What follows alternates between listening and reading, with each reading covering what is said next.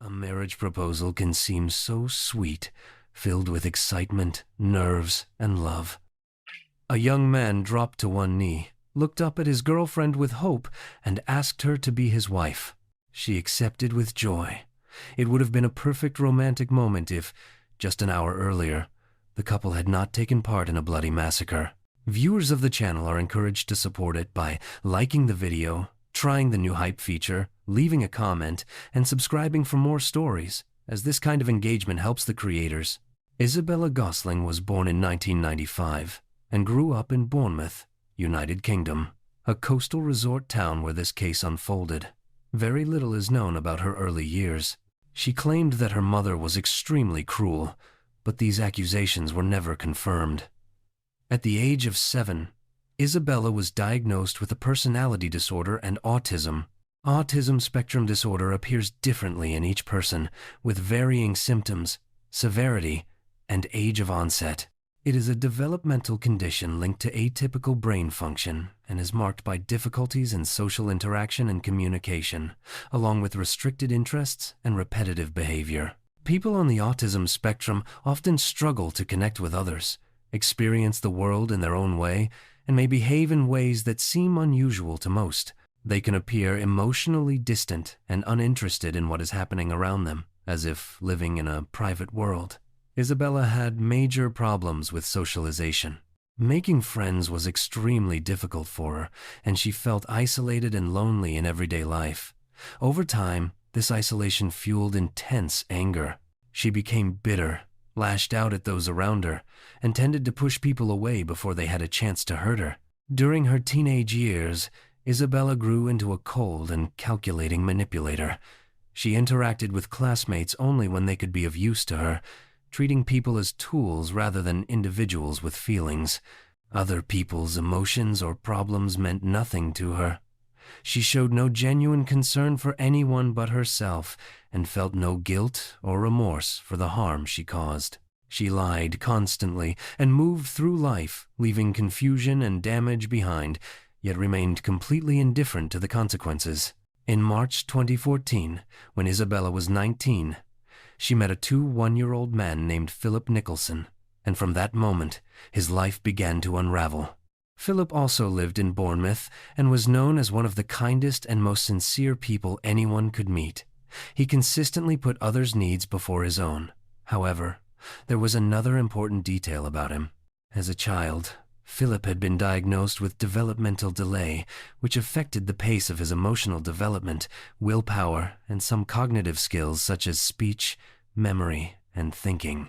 In practice, this meant he needed much more time than other children his age to reach the same developmental milestones.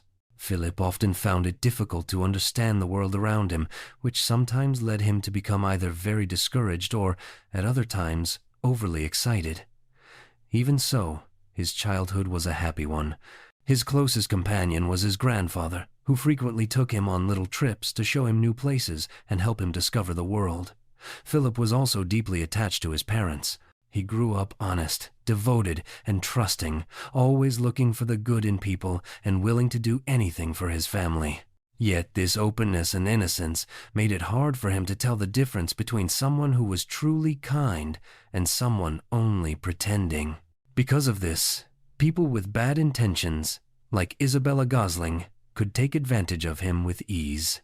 When Philip was just over 20, he told his mother that he wanted more independence. He was still living with his parents at the time, but felt ready to stand on his own and move into a place of his own. For a family who understood his difficulties, allowing him to take this step into adult life was extremely hard. Even so, they respected his wishes and did their best to support him in everything he needed. Deep down, his parents struggled to picture how he would cope living on his own, whether he could deal with everyday challenges or stay out of trouble. At the same time, they realized that sooner or later, they would have to accept that he was an adult. Philip wanted to grow as a person, and felt he could not truly do that while his mother and father were still looking after everything for him. Before long, he moved out of his parents' house and into a small apartment in Bournemouth. He was not yet able to manage every aspect of life alone, so social services arranged regular visits from support workers. Most of the time, Philip lived quietly by himself, But these workers stopped by to check that he paid his bills, kept up with personal hygiene, could prepare simple meals, and stayed generally safe. This routine continued for several months. During this period, Philip often repeated that he wanted complete independence and that constant supervision from strangers was becoming frustrating. After some time, it was decided that he was ready to live entirely on his own. His long-held dream had finally come true. What he wanted most next was to find a girlfriend and experience his first romantic relationship. His parents warmly supported this wish. Growing up in a close, loving family, Philip imagined creating something similar for himself. He looked up to his mother and father and hoped one day to have the same kind of bond. At first, his family remained cautious. They knew how sensitive he was and worried about how he might react if a date went badly or if someone turned him down. They were also aware of how easy it was to influence him. Because of this, they tried to teach him how to respond in different social situations, make safer choices, and notice warning signs when dealing with other people. Philip even had to complete a kind of assessment to prove he was ready to begin romantic relationships on his own. He passed it with excellent results. After a while, she began insisting that he pay for little luxuries and special treats for her. Because of his childlike innocence and trusting nature, Philip saw nothing wrong with this. She was his girlfriend, after all. He had always focused on the good in people, so he overlooked any warning signs and truly did not realize he was being used for someone else's benefit. Before long, their relationship became physical. Isabella started demanding intimacy several times a day. Since Philip had no previous experience with women, he felt deeply uncomfortable and confused. He did not fully understand ideas like consent or personal boundaries. Isabella understood this very well, and she exploited his inexperience, pushing him into sexual acts he did not want. In reality, this was outright sexual abuse. The ongoing pressure began to damage his mental health. Philip developed intense anxiety and was constantly tense because Isabella kept forcing him into bed and he never knew what she would demand next. On top of that, she was harsh and aggressive. She regularly shouted at him and hurled insults. Philip soon became afraid of his own girlfriend, moving quietly around the apartment so as not to provoke her anger. All the while, Isabella focused only on her own desires and continued to do whatever she wanted. Because of his developmental challenges and complete lack of experience with communication and romance, Philip assumed all of this was normal, that this was simply how relationships worked and that such treatment was acceptable. He was convinced that Isabella, as his girlfriend, would never intentionally torment or harm him. Things continued this way for quite some time, until Isabella eventually grew tired of him. One day, she became bored and began an affair with another man, 5-year-old Richard Moore. Richard was essentially Isabella's male counterpart, just as calculating, shameless, and cruel in his manipulation of others. He felt no empathy and viewed people mainly as tools for his own benefit. This mindset was likely what drew the two of them together. Richard's background was troubled. He had spent a period of his life homeless, living on the streets. He also had a history of legal problems connected to violence. While trying to survive among other marginalized people, he frequently preyed on those who were weaker. He might steal belongings or food, hit someone, or beat them up. He was arrested at one point but was soon released, as few people were interested in dealing with issues involving the homeless. At some stage, Isabella introduced Richard to her boyfriend.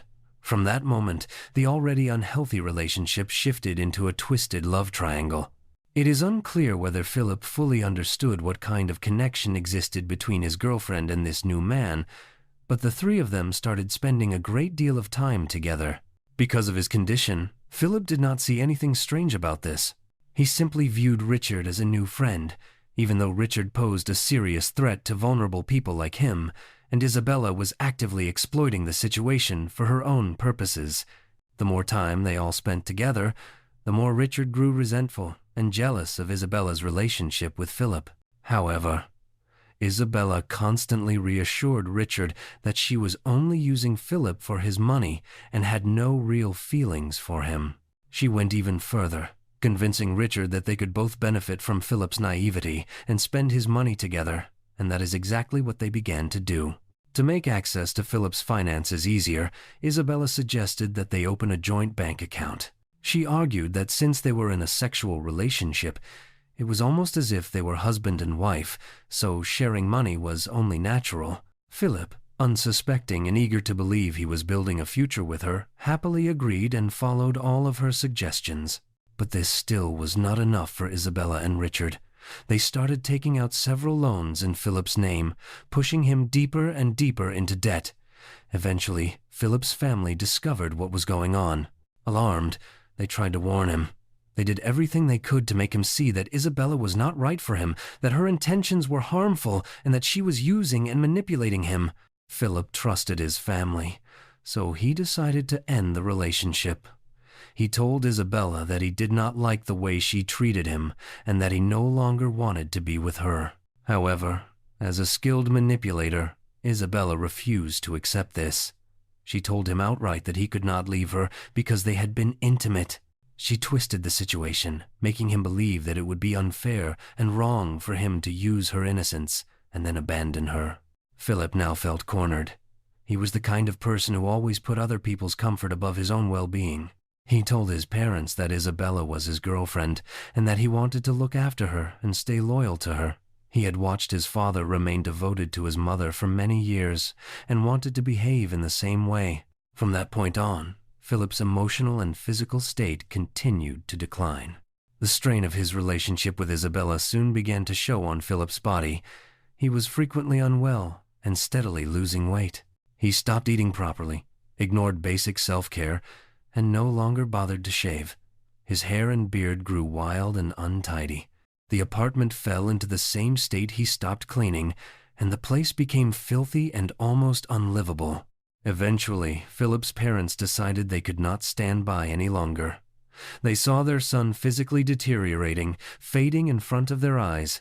His mother and father called a family meeting and asked social workers to get involved once more. Together, they sat down with Philip and carefully went over what was really happening in his life.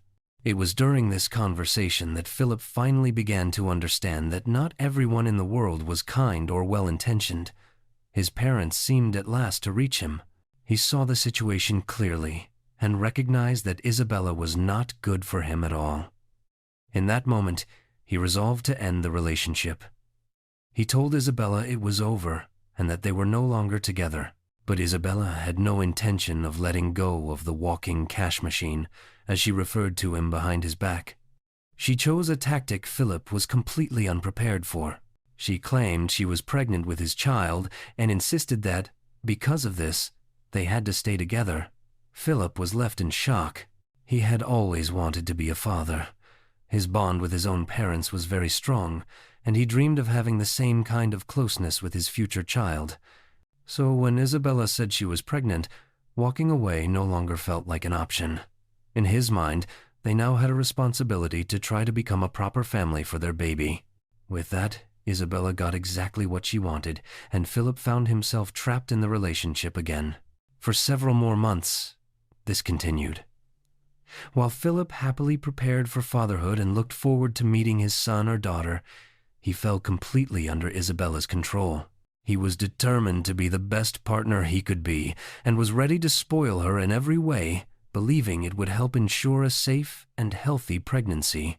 But the pregnancy was nothing more than another one of Isabella's manipulations.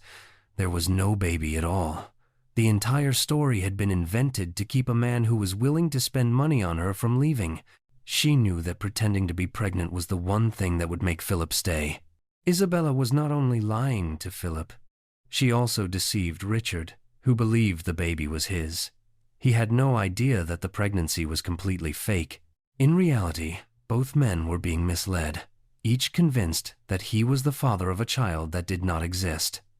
The lies allowed Isabella to keep full control over both Richard Moore and Philip Nicholson. In the spring of 2015, she escalated her manipulation to an even more dangerous level. She decided to turn the two men against each other and began deliberately provoking constant tension between them. Isabella openly flirted with both Philip and Richard in front of one another, feeding their jealousy until they were arguing over who loved her more. In truth, she did not genuinely care about either of them. Soon after, she invented an even more shocking lie. Isabella told Richard that Philip had assaulted her when she was 4 months pregnant. This accusation was completely false.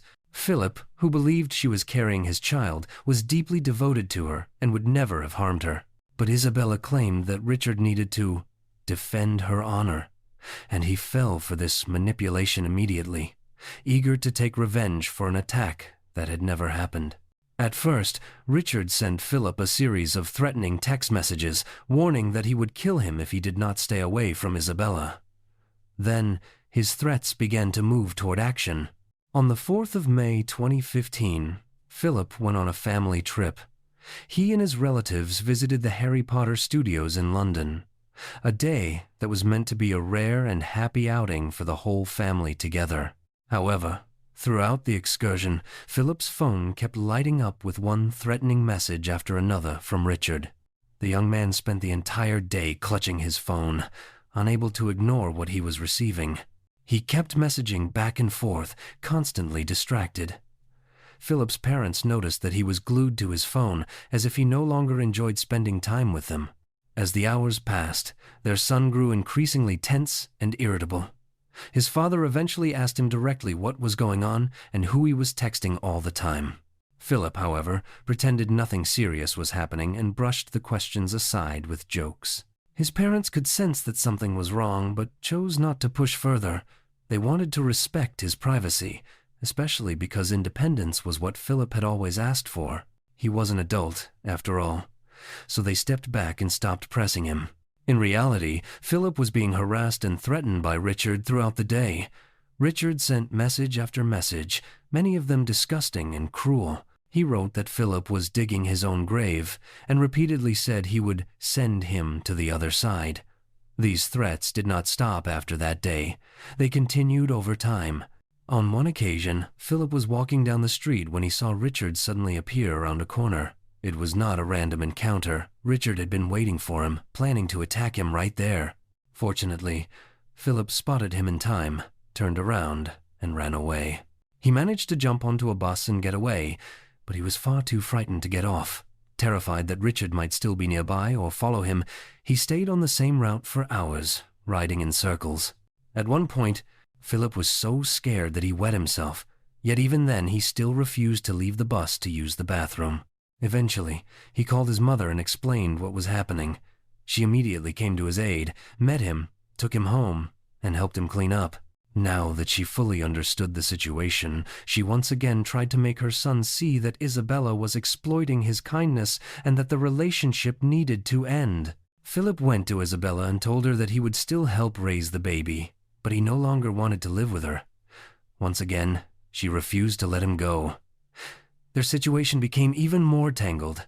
They would get back together, then break up, only to reunite again. This cycle repeated over and over. Philip endured it all, convinced he was doing the right thing for the sake of the unborn child. Isabella showed no concern about the lies she was telling or the emotional damage she was causing. She did not care about the pressure, confusion, or fear Philip was experiencing. Instead of offering comfort, she decided to torment him further for her own amusement. She created a fake profile and began sending him messages while pretending to be another girl named Emmy. Emmy wrote that she liked Philip and would be happy to go on a date with him. Because of his developmental delay, it never occurred to him that someone could make a fake account and pretend to be another person. The idea of such deception simply did not cross his mind. Although he remained fundamentally loyal to Isabella, he was already exhausted and overwhelmed by the chaos surrounding this relationship. When he read the message from another girl, Philip was overjoyed that someone else seemed to be romantically interested in him. He saw Emmy as a possible way out of his toxic relationship with Isabella, and a small ray of hope appeared in his heart. He called Emmy, but in reality it was Isabella on the line, disguising her voice so well that he did not recognize her. After their conversation, he arranged to meet Emmy at a pub. When Philip arrived for the date, there was no sign of Emmy. Instead, Isabella was there, with Richard by her side.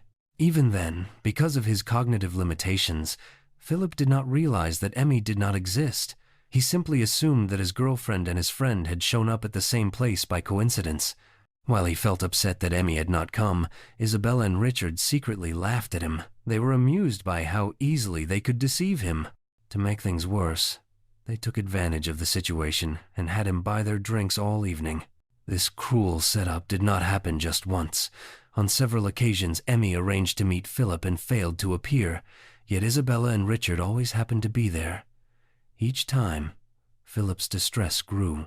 He truly believed he was talking to Emmy, but could not understand why she constantly ignored their plans. Shockingly, this was still not the end of Isabella and Richard's schemes. Their next plan was even more malicious. By mid-May 2015, Isabella's supposed due date was approaching. Because she was naturally fuller-figured, she had no trouble convincing both men that her fake pregnancy was real. Around the middle of May 2015, Isabella asked Philip to come over to her apartment, saying she needed to have a serious talk. Philip assumed the conversation would be about the baby and agreed to meet her. He worried that she might need support because of the pregnancy. Despite everything, he remained kind-hearted and continued to believe in other people's sincerity. However, the moment he stepped inside, it became clear he had walked into another trap. Isabella and Richard were already there, waiting. They immediately took his phone and wallet and locked the door, cutting off any chance of escape. Isabella's first demand was that Philip apologize for allegedly assaulting her.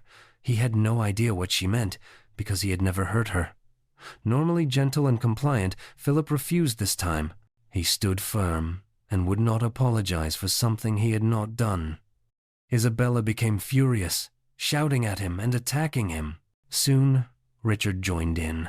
He didn't stop at verbal threats. His aggression quickly turned physical. Isabella also became violent. She grabbed a mop and a dustpan that were within reach and began hitting Philip with them. He suffered serious injuries, and it became obvious that the pair had no intention of letting him leave peacefully. At some point, Philip managed to open a window in Isabella's bedroom. He climbed out and fled to the street, then ran toward home as fast as he could. Without his phone or wallet, he couldn't call anyone, take a bus, or get a taxi. He had no choice but to walk the entire way. Thankfully, he reached home safely. His parents refused to wait for things to get even worse. After discussing the situation with social workers, they reported the attack to the police. For reasons that were never clearly explained, law enforcement did not take the complaint seriously and failed to investigate the incident. The abuse did not end there. The next time Philip crossed paths with Isabella and Richard, the consequences would be far more tragic. Early in the morning on the 26th of May 2015, Isabella decided once again to lure Philip to her apartment. Still shaken by what had happened during his previous visit, he refused at first. In response, she resorted to a familiar, cruel tactic. She told him that Emmy, the girl he believed wanted to meet him, was waiting for him at her place. Most people would likely have sensed that something was wrong, but Philip was not like most people. He saw this as his long-awaited chance to finally meet Emmy. He and Isabella agreed to meet at a nearby shopping center, and, unsurprisingly, Richard showed up as well. All three were captured on surveillance footage, inside the store, and later outside on the street. Isabella continued to insist that Emmy was at the apartment, eagerly waiting for him, and Philip eventually agreed to go. Neighbors later recalled seeing him that day. He appeared highly distressed, anxious, and frightened, while Isabella and Richard pushed him forward, urging him to hurry so as not to keep Emmy waiting. The moment Philip stepped into the apartment and the door shut behind him, Isabella and Richard immediately attacked.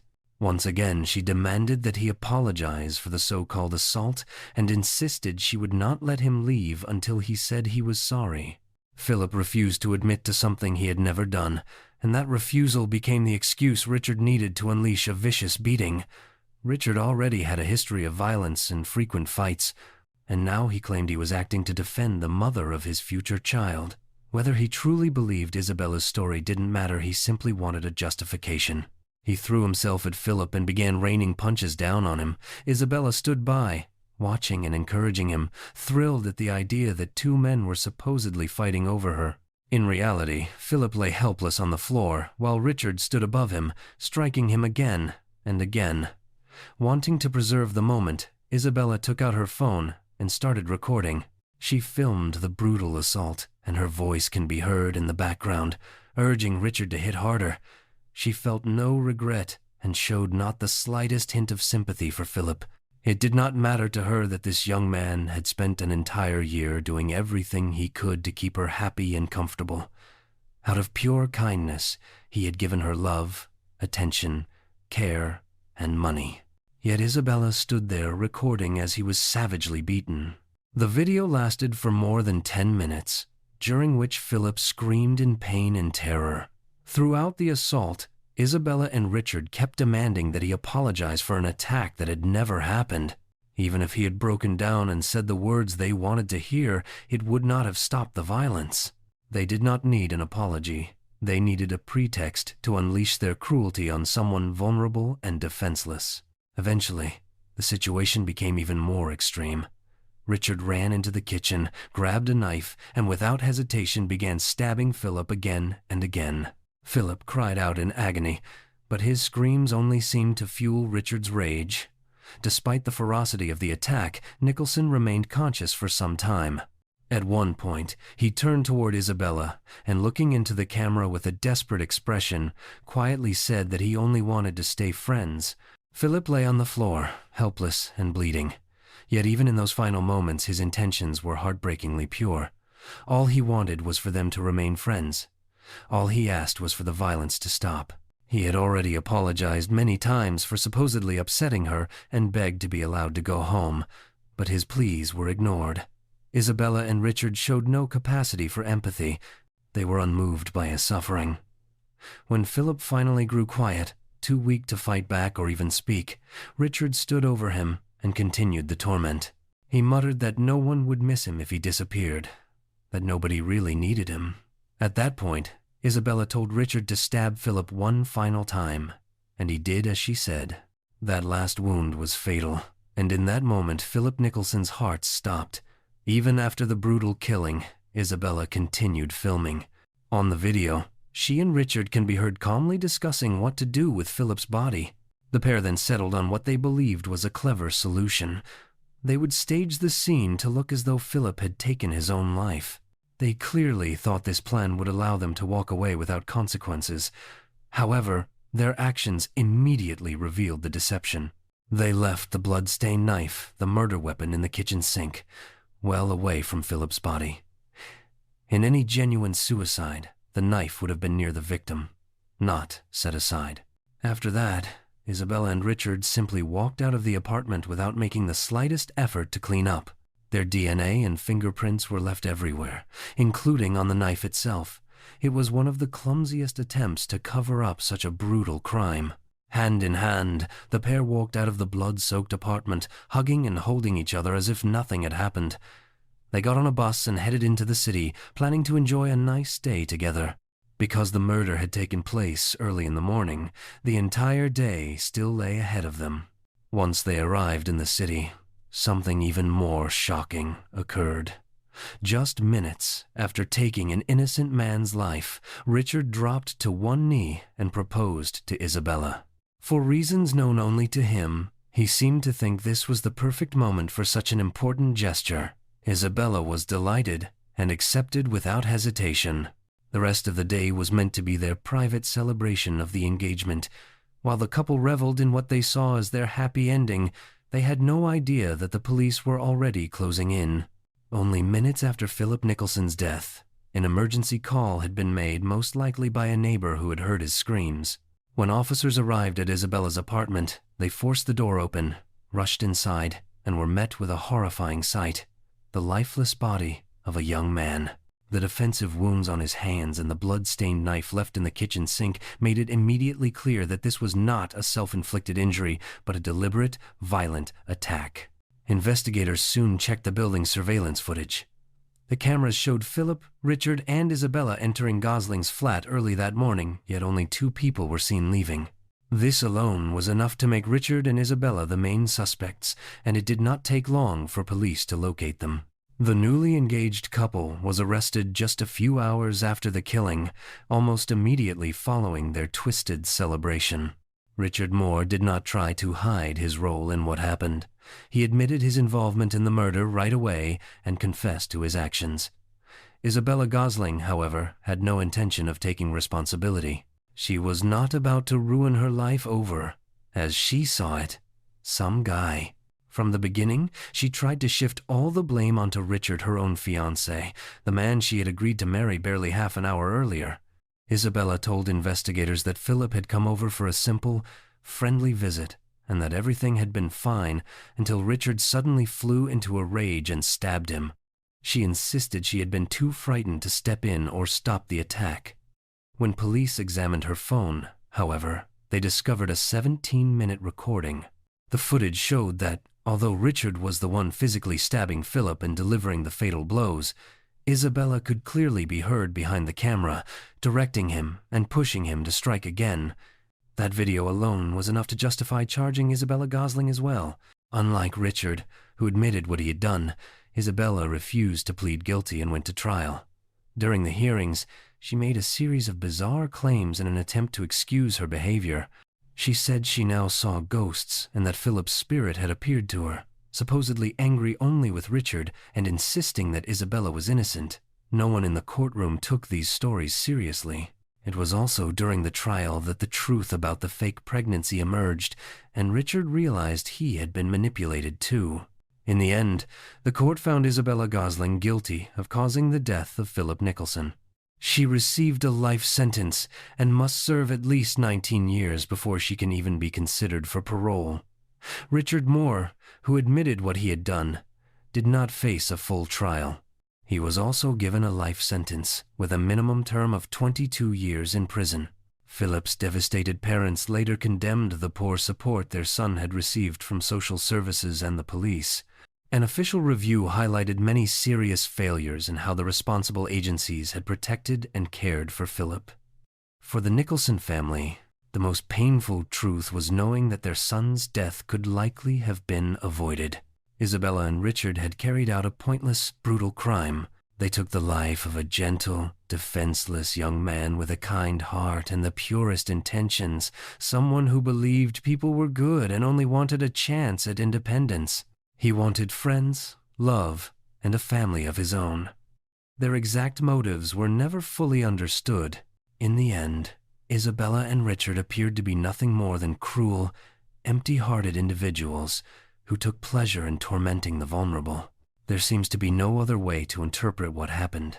Isabella was clearly the driving force behind this crime.